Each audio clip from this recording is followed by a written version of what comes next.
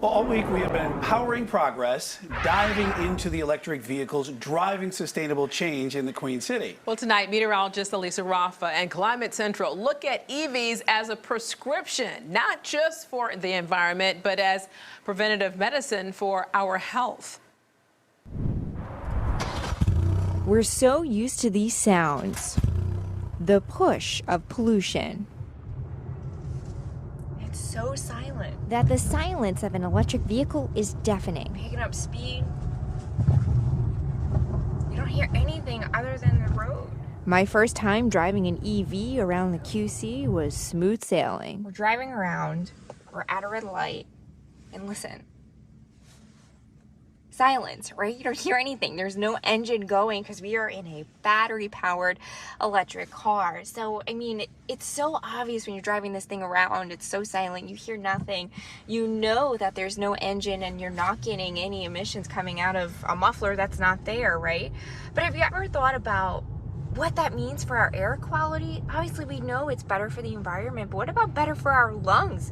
Our air is cleaner. That's cleaner air that we're breathing in. That's exactly why. Just smelling the fumes. I don't want to do it. I don't want my kids to do it. These EV owners made the switch.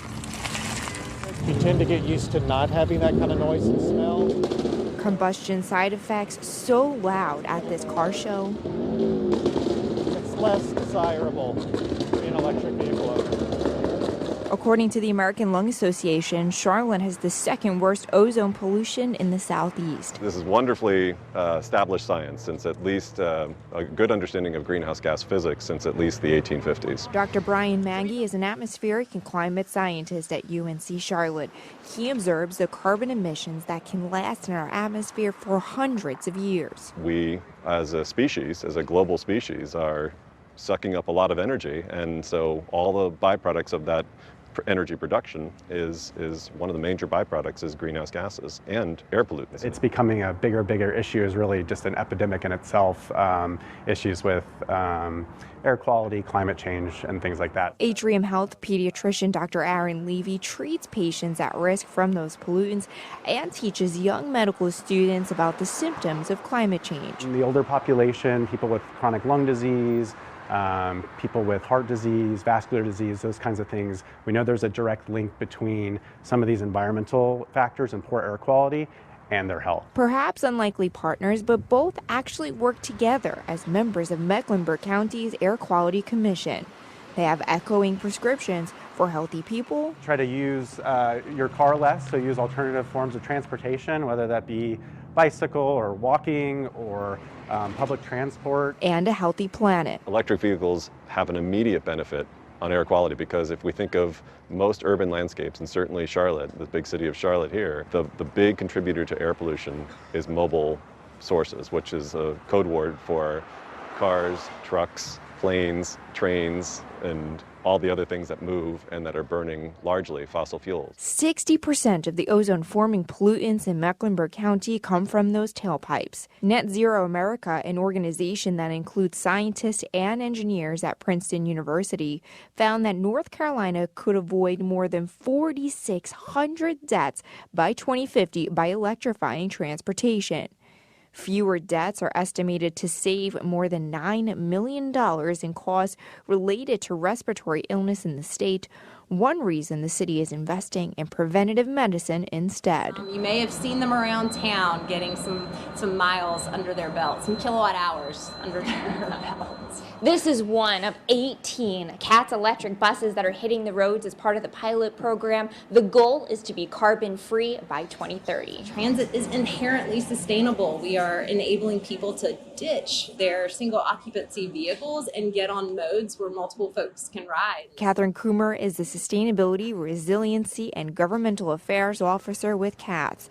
She's been working with federal grants to electrify Charlotte's public transit since 2019. We go from emissions and dirty air pollution coming out of these tailpipes of your internal combustion engines, your fossil fuel powered vehicles, to zero. You go right to zero. CATS is testing vehicles from 2 manufacturers over the next 12 to 18 months, compiling data on which gets us the best bang for our buck. You have a window open. That could shift the aerodynamics of the vehicle allowing you to use more power, draining the battery. But then you also have regenerative braking on the buses that energize the batteries. This data will ensure bus routes are clean in all neighborhoods. Cars should be an option rather than a necessity. Sustain Charlotte's Meg Fensel aims for clean and safe access to transportation in the Queen City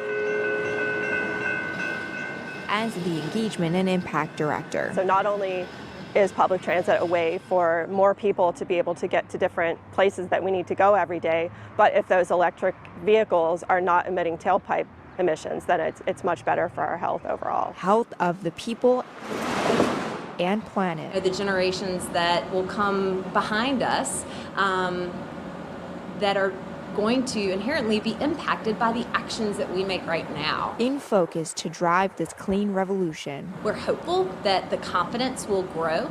Range anxiety, which is a real thing. When you're transitioning to an electric vehicle, folks will become more confident in the fact that, you know, this bus is going 100 plus miles a day. Maybe I can do that. An electric charge on the road that's just as electric in the driver's seat. I remember driving down the road. It's not making any sound, there's no vibration, but I'm moving. And the word that came to mind was magic. And there's plenty of magic to go around. I think electric is the way things are going, and hopefully one day I'll own one. Meteorologist Elisa Raffa, Queen City News.